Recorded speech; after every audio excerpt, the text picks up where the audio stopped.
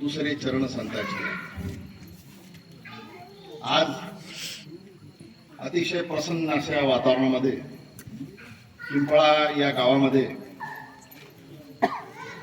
महाराष्ट्रींचं आगमन आणि आगमनासोबतच एखाद्या वडीलधाऱ्या व्यक्तीनं बाबाच म्हणतो आपण त्यांना प्रत्येक घराकडे जाऊन पाहावं नेमकी इथली परिस्थिती कशी आहे. आपण ज्याला डे 1 असं म्हणतो. आज तुमची ही नगर परिक्रमा जी झाली ती महाराजांनी साक्षात तुमच्या सर्वांचं अवलोकन केलेलं आहे. आता महाराज या ठिकाणी जे आले तिथपर्यंतची पूर्ण जी परिभाषा आहे, तिथपर्यंतचा पूर्ण जो प्रयत्न आहे, तिथपर्यंतची या आजच्या क्षणापर्यंतची जी प्रयत्नाची पराकाष्ठा प्रत्येकाने जी केली त्याचं वर्णन पप्पूदादांनी तुमच्या समोर केलं. परंतु हा प्रयत्न पूर्ण केव्हा होईल याची एक मीमांसा निश्चितपणे समजून घेणं आवश्यक आहे. कारण ज्यावेळी आपण एखाद्या विचारधारेचे, एखाद्या उपासना पंथाचे, एखाद्या भक्ती मार्गातील अशा भगवंत स्वरूप संतांचं ज्यावेळी शिष्यत्व दास्यत्व पत्करतो त्यावेळी त्या भगवंतानं काही स्वतःमध्ये बदल करावा की भक्तांनी करावा हा मुद्दा महत्वाचा आहे.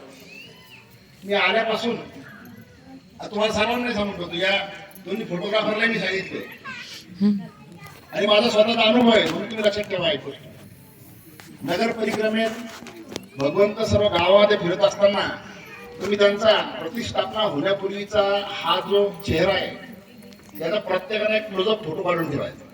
प्रत्येकाने हा प्रतिष्ठापना नावाचा प्रकार काय असतो. जगद्गुरु तुकाराम महाराज त्यांच्या एका अभंगात सांगतात की एकाच दगडापासून मूर्ती बनते आणि त्याच दगडापासून पायरी सुद्धा बनते. आणि त्याचा तिसरा भाग मी सांगत असतो, त्यातलाच एक दगड जो असतो त्यावर नारळ बी फोडतात. म्हणजे एकाच्या छातीवर बाहेर यायचं, दुसऱ्याच्या बाहेर टोकं ठेवायचं, तिसऱ्या टोकं मोडायचं.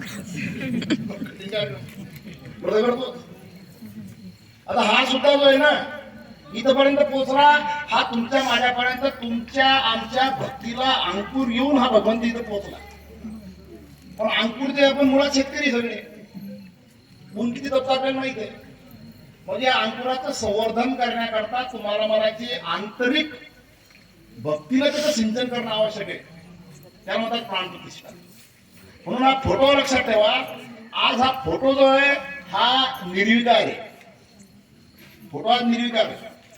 कारण पिंपळा आणि पिंपळा पंचकृषीतील तुम्ही कसे आहे याचा अनुभव बाबा यायचा आहे. लक्षात घ्या. प्रत्येक गावाबद्दल आपले कसे प्रकारचे कन्सेप्ट असतात किंवा संकल्पना असतात लक्षात ठेवा. आपण एखादं गाव जे आहे त्याचा अभ्यास करताना असं गाव आहे आपल्याला माहित असतं, असं असते ती संस्कृती आहे. आणि त्या गावाला आपण रात्री जेव्हा पोहोचतो त्यावेळेस ते गाव दुसरं दिसतं आणि सकाळी उठल्यानंतर तिसरं दिसतं. आणि ज्यावेळेस प्रत्यक्ष माणसं भेटतात ना त्यावेळेस ते चौथं दिसतं.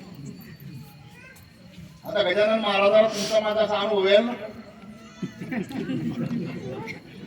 मी तर गेलो गजानन महाराज माझं सेवा सोडून आणि इथं जर असं तर काय करा. म्हणून आपली एक जबाबदारी जी आहे ती आपल्याला घ्यायची आहे.